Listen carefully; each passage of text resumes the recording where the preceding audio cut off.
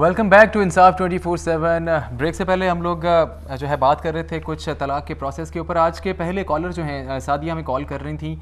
आज के पहले कॉलर का सवाल प्रोग्राम में शामिल करते हैं। उन्होंने हमसे सवाल ये पूछा कि उन्होंने बच्चा अडॉप्ट किया है और इन्होंने हमसे पूछा कि क्या शरिया लॉ में अडॉप्टेड बच्चे को विरासत में कोई हिस्सा मिलता है। अगर नहीं मिलता या इनको प्रोसेस का नहीं पता, अगर नहीं मिलता तो इनके पास क्या ऐसा तरीक़ेकार अवेलेबल है कि इनके बाद खुदा ना खास्ता अगर इनको कुछ होता है, इनके हस्बैंड के नाम की प्रॉपर्टी है, तो उसके बाद जो है क्या ऐसा सिलसिला इनके पास अवेलेबल है कि सारी प्रॉपर्टी जो है वो इनके उस अडॉप्टेड बच्चे को ही मिल जाए। जी रवीद अब्बास साहब, अडॉप्टेड जो चाइल्ड है, चाहे वो बच्ची हो या बच्चा हो, तो इस्लाम में तो अडॉप्शन की गुंजाइश नहीं है जी।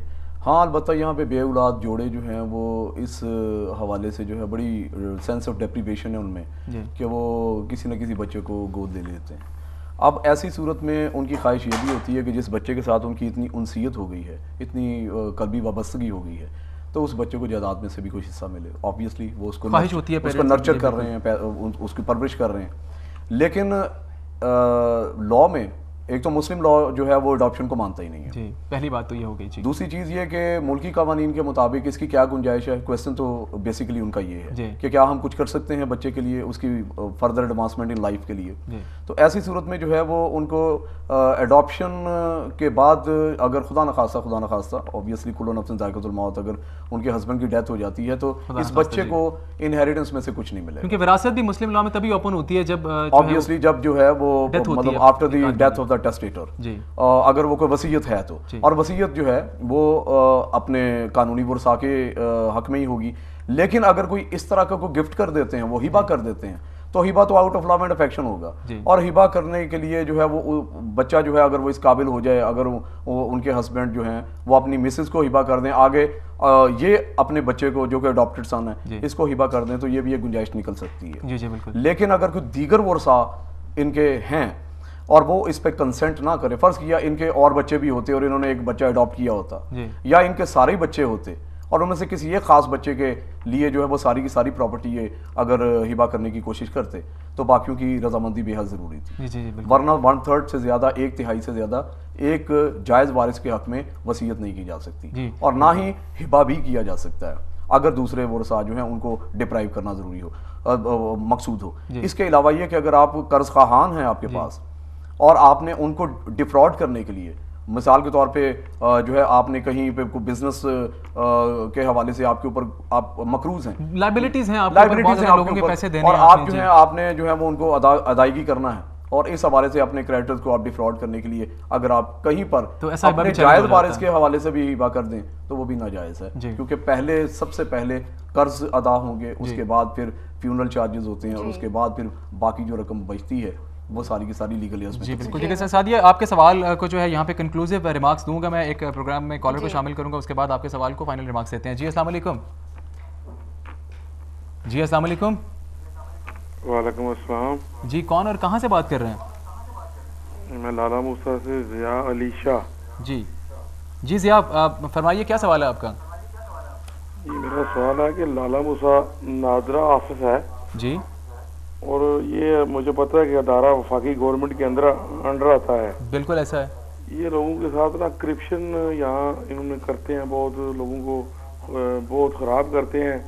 मैंने ना एप्लीकेशन PM साहब को दी और वज़ीर दाखिला को दी जी, उसके बाद इनके जनरल मैनेजर को दी और असिस्टेंट मैनेजर को दी। मुझे आप सिर्फ इतना बता दीजिएगा, आपको थोड़ा सा इंटरप्ट करूंगा, मुझे सिर्फ इतना बता दीजिएगा कि आप पूरे का पूरा नादरा का ऑफिस आपके नजदीक जो है वो सारा करप्ट है और आपने उनके पूरे ऑफिस के खिलाफ कंप्लेंट कर दी, या कोई एक एम्प्लॉई होंगे ऐसे जिन्होंने आपके साथ अच्छा नहीं किया? वो उनका जो मैनेजर है ना जी, वो मैनेजर और उसका जो गार्ड है, लेकिन वो उन्होंने कोई एक्शन नहीं लिया जी। तो मैं चाहता हूँ कि मुझे ये बताया जाए कि क्या कोई ऐसा अदारा है कि जो इनके खिलाफ एक्शन ले सकता है और लोगों के मसाइल हल हो सके जी, क्योंकि लाला मूसा का ये अदारा लोगों के लिए वाले जान बना हुआ है। आप मुझे सिर्फ इतना बता दीजिए आपका इशू क्या है, आपको किस चीज, आपको कौन सा ऐसा हक है जिसे रिफ्यूज कर दिया गया, आपका कौन सा ऐसा काम था जो आपका नहीं किया गया?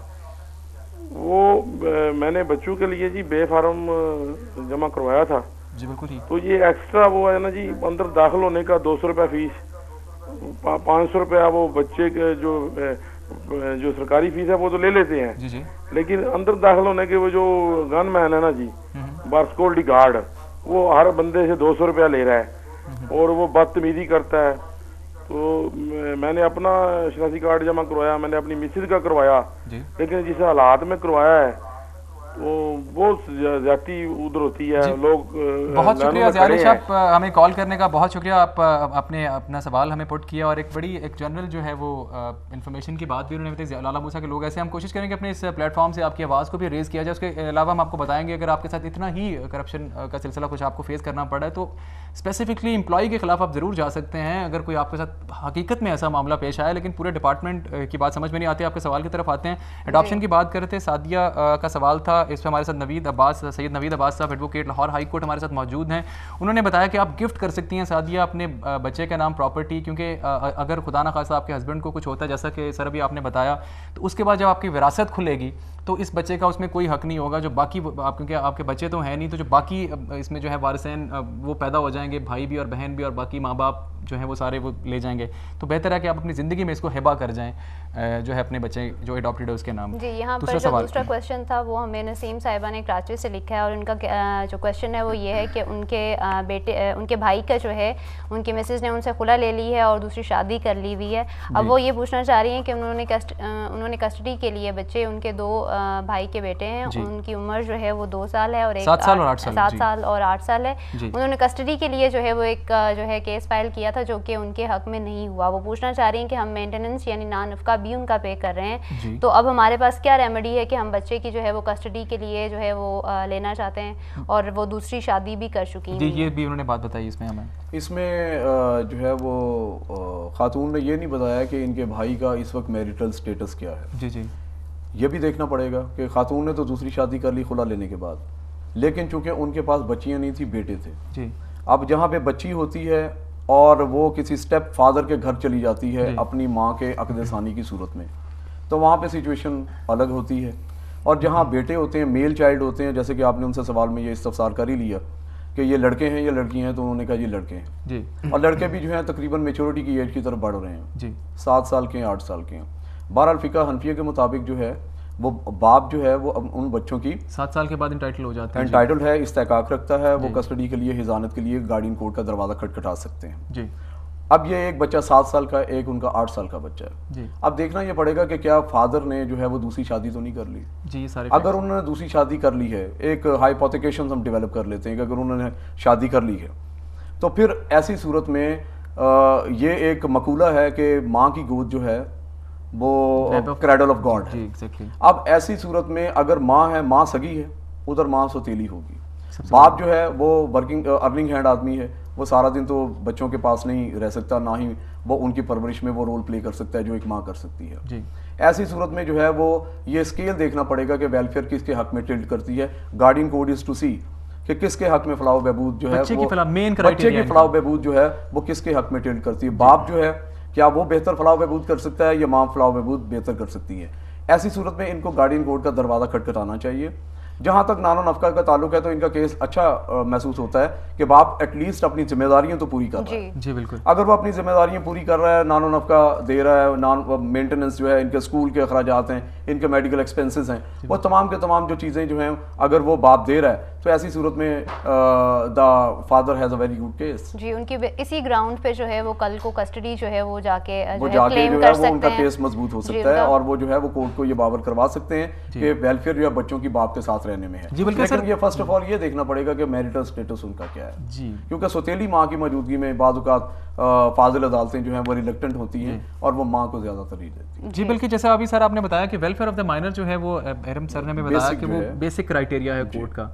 अगर कोर्ट को लगता है कि वेलफेयर बच्चे की जो है वो किसी सूरत बाप के साथ, अगर आप जैसे ये सारी चीज़ें जो इनकी फेवर में जा रही हैं कि मेंटेनेंस पे कर रहे हैं, 2003 का एक केस लॉ जो है वो हम पिछले कुछ प्रोग्राम में 1-2 प्रोग्राम पहले बता चुके हैं कि इस केस में ऐसा हुआ था कि फादर जो है उसने 16 साल तक बच्चे को कोई नान नुफ्का पे नहीं किया। तो इस केस में जो है वो 16 साल का बच्चा था, 15.5-16 साल का बच्चा, और इस केस में भी इस तरह से डिसाइड हुआ था कि कोर्ट ने कहा कि बच्चा खाला के पास ही रहेगा। जिस बाप ने 16 साल तक बच्चे को कोई नान नुफ्का नहीं दिया वो किसी तरह से भी बच्चे की, जिस तरह के नवीद अब्बास साहब ने बताया कि बच्चे की वेलफेयर, फलाह बहबूद जो है वो अदालतें सबसे ज़्यादा देखती हैं, चाहे पर्सनल लॉ के अगेंस्ट भी जाना पड़े, जैसा सर हम देखते हैं कि अदालतें चली जाती हैं इस चीज़ के अगेंस्ट भी। उसमें वजह यह है कि ये देखा जाता है कि क्या बाप जो है खुदा न खासा अगर वो क्रिमिनल है जी, लेकिन उसका इस्तेकाक है पर्सनल लॉ के मुताबिक, तो बच्चे की कस्टडी उसे नहीं मिलती, नहीं दी जाएगी। बिल्कुल। समटाइम्स जो है वो माँ और बाप दोनों एक ही फील्ड से ताल्लुक़ रखते हैं, हो सकता है कि वो उनकी फील्ड जो है वो कुछ ऐसी ही हो जो कि मुआशरे के नज़दीक नापसंदीदा हो, लेकिन फिर भी माँ को कस्टडी दे दी जाती है जी। बिल्कुल। इसके अलावा और भी बहुत सारे मामला होते हैं कि बाप जो है वो ही is considered to be unfit as far as his filial relationship is concern, कि वो पिदराना शफकत देने से कासर है। इसके अलावा और भी बहुत से उसके किरदार में झोल हो सकते हैं जिसकी वजह से बच्चा उसको मिलता नहीं है, हालांकि पर्सनल लॉ इसको साहिब इस्तेकाक गर्दानता है, लेकिन इसके बावजूद बच्चा जो है वो माँ के पास रह जाता है। इसी तरह जैसे कि हम ये केस देख रहे हैं कि इसमें जो है अगर इन केस बाप जो है वो शादी कर लेता है दूसरी, तो स्टेप मदर वो कभी भी वो मोहब्बत नहीं बच्चों पर निछावर कर सकती जो एक सगी माँ दे सकती है। जी, सबसे बड़ी बात तो सर बिल्कुल ये है। उसमें सर मेरा ख्याल कुछ देखना पड़ेगा डिटेल में इनके केस को। और यहाँ पर एक और जो बहुत ही कॉमन चीज़ देखने में आई है, क्योंकि हम बात कर रहे हैं तलाक पर, तलाक की एक और हम डिस्कस करना चाहेंगे। जब भी तलाक की बात करते हैं तो अमूमन ये भी देखने में आया है कि एक आदमी यानी हस्बैंड तलाक देने के बाद खुद से ही उसको जो है वो रिवोक कर लेता है और फिर खुद पे किसी और सेक्ट से जाके उसके ऊपर जो है वो फतवा ले लिया जाता है कि जी मैंने जो है वो तलाक जो है वो इर्रिवोकेबल तलाक यानी तलाक बाइन नहीं हुई, मैं वापस रिजू कर सकता हूँ। तो ऐसी सूरत में उसको लॉ कैसे ट्रीट करता है कि अगर एक बंदे ने अपनी नीयत से तलाक दे दी है और उसको खुद से ही बाद में जो है वो डिनाई कर देता है, इनकार कर देता है कि मैंने तलाक नहीं दी। बुनियादी तौर पे तलाक का जो फ़लसफ़ा है इस्लाम में वो तो ये है कि खामिद को किसी वजह बताने की भी ज़रूरत नहीं है, विदाउट असाइनिंग एनी रीज़न वो डिवोर्स कर सकता है। अब यहाँ पे नीयत भी उसकी है तलाक देने की, उसके बाद फिर वो रिज्यू करना चाहता है और तलाक अगर मौसर हो चुकी है, जैसे कि मैंने अभी आपको मुस्लिम फैमिली लॉ ऑर्डिनेंस 1961 के हवाले से कि once the certificate is issued, तो उसके बाद फिर वो रिज्यू करता है, तो वो रिज्यू गैर शरई भी होगा, गैर कानूनी भी होगा जी।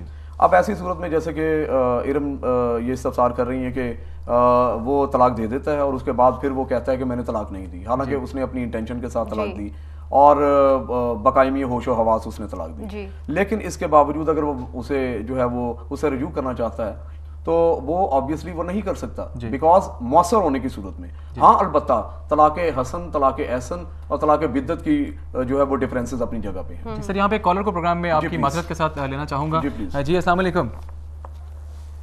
जी अस्सलाम वालेकुम। अस्सलाम वालेकुम जी। जी वालेकुम अस्सलाम। हेलो अस्सलाम वालेकुम। जी वालेकुम अस्सलाम। कौन और कहाँ से बात कर रहे हैं? मैं सरगोदा से बोल रहा हूँ, जफर नाम है मेरा जी। जी जफर साहब, क्या क्वेश्चन है आपका? जी मेरा मसला ये है कि मेरा बेटा मुलाजम था यूनिवर्सिटी में जी, ठीक है, जीसी यूनिवर्सिटी फैसलाबाद में। हेलो जी जी आप बोलें, अपना क्वेश्चन बताएं। जीसी यूनिवर्सिटी में फैसलाबाद में मुलाजम था, तो 3 साल हो गए उसको मुलाजमत करते हुए। ठीक है, उसका कंट्रैक्ट हर 6 महीने के बाद उसका कंट्रैक्ट हो जाता था। नए वीसी साहब आए, उनकी पुराने वीसी साहब से कोई दुश्मनी थी तो वो लिटिगेशन में चले गए हैं नए पुराने वीसी, तो उसके डिपार्टमेंट को उस वीसी ने तमाम डिपार्टमेंट को निकाल दिया है। तो 24 फरवरी को हमारा कंट्रैक्ट खत्म हुआ है, तो उन्होंने आगे कंट्रैक्ट नहीं किया। क्या हम अदालत में जा सकते हैं? जी thank you very much. Zafar साहब आपके अभी क्वेश्चन का आंसर करते हैं। थैंक यू जी। हम बात कर रहे थे तलाक करने के बाद हसन और बिदा की मतलब कुछ बता रहे थे। अब इसमें जो है वो जो ऑब्वियसली जो तलाक हसन है, तलाक हसन है या तलाक बिद्दत है, अब इन तीनों तलाकों में डिफरेंस है। अब एक तलाक एक किस्म की है कि जिसमें जो है वो एक दफ़ा आदमी जो है प्रोनाउंस कर दे तलाक, 3 माह वेट करते हैं और उसके बाद वो 3 मेंस्ट्रुअल पीरियड में वो बीवी से रिज्यू नहीं करेगा। दूसरे में ये है कि अगर वो जो है वो हर महीने एक तलाक देता जाए, ये तलाक हसन है ये, और हर तोहर के दौरान वो जो है वो बीवी से अज़वाजी रिश्ता जो है वो मुनक़ता ही रखे जी।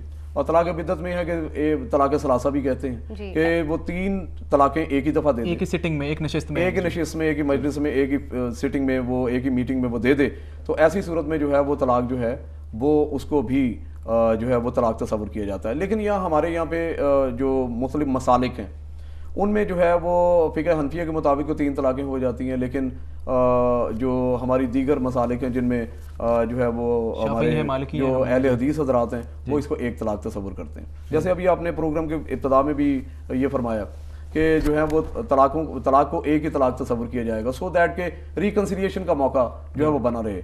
जो 1961 का आइली कवानीन बने उसकी हवाले से भी जो है वो तलाक चाहे जितनी मर्जी दफ़ा जो है वो प्रोनाउंस करे, लेकिन रिकन्सिलिएशन का एक कॉन्सेप्ट या एक फलसफा जो है वो ये डेवलप किया गया कि इनके दरमियान किसी तरह रिव्यू करवाने की एक जो है वो एक चांस बाकी रहे कोशिश। और वो 3 तलाकें, बल्कि बाद होगा केसेस कुछ इस तरह भी अदालत में जो है वो आए हैं कि 42 दफ़ा खामिदों ने तलाक दे दी बीवी को और उन्होंने कहा मैंने तलाक नहीं दी। इसी तरह बाद खामिदों ने कहा कि अगर मैंने फलां काम किया हो तो तुम्हें तलाक है जी। अब ये है कि ये, और उसके बाद फिर वो इस अमर पर मुसर है कि हमने तलाक नहीं दी जी। अब बीवियों ने जब मुफ्ती हजरात से फतवा जात लिए तो उन्होंने ये कहा कि ये तो तलाक हो चुकी है और आपका अब मजीद इनके साथ रहना गैर शरई होगा। तो इस हवाले से हमें भी अपने आप को एजुकेट करना चाहिए कि कौन कौन से मामलात में हमें जो है वो इंतहाई मोहतात गुफ्तगू करनी चाहिए, जबकि माबैन ज़ौजैन जो है ये रिश्ता बड़ा मजबूत है लेकिन ये बहुत बारीक और बहुत नाजुक रिश्ता भी है। तो ऐसी सूरत में कोई ऐसा काम नहीं जैसे कि हम तलाक ज़िहार में देखते हैं जी, या तलाक इला में देखते। तलाक इला में खामिद कहता है कि जी मैं 4 महीने तक अपनी बीवी से अज़वाजी ताल्लुकात उस्तवार ना रखूंगा और मुनक़ते कर लूँगा, और उसके बाद जो है वो फिर उनके दरमियान तलाक हो जाती है। इसके हवाले से जो है वो शाफी हजरात का ये कहना है कि इवन देन जो है उनको फिर भी जुडिशल डाइवोर्स की जरूरत पेश आती है। इसी तरह तलाक इला जो है, तलाक इला में जो है जो मैंने उसके बाद जो इम्प्यूटेशन लियान जो आएगा, लियान में ये है कि बीवी के ऊपर इल्जाम आयद कर दिया जाए कि ये इसकी कैरेक्टर असैसिनेशन करे और खामिद कहे कि जी ये अच्छे कैरेक्टर की मालिक नहीं है। तो इस हवाले से फिर उसके अलावा तलाक ज़िहार में आप किसी ऐसी मुहर्रमात में से किसी ऐसी खातून के साथ आप तशबीह दे दें, मुतशाबे करार दे दें कि ये चलती है तो मेरी माँ की तरह लगती है, अब ये बैठी हुई है इसके हाथ जो है मेरी सगी बहन की तरह। अब इन अल्फाज के ऊपर गो के इन ग्राउंड्स के ऊपर अभी तलाक जो है पाकिस्तान में नहीं जो है वो बहुत रेयर है या नहीं। यहाँ पे नवीद अब्बास साहब एक कॉलर को प्रोग्राम में शामिल करना चाहूँगा आपकी इजाज़त के साथ। जी अस्सलाम वालेकुम।